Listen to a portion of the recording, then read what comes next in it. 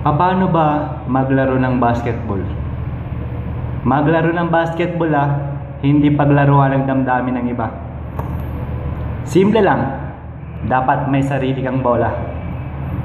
Isa lang hindi dalawa, tatlo o apat o lima. Hindi kasing dami ng likers mo yan sa Facebook.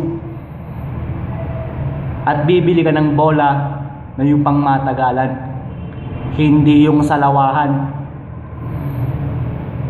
At sunod, dapat marunong ka mag-dribble. Kaso expert ka naman dyan 7 years mo nga akong pinaikot-ikot at pinatalbog-talbog sa sahig. At panghuli,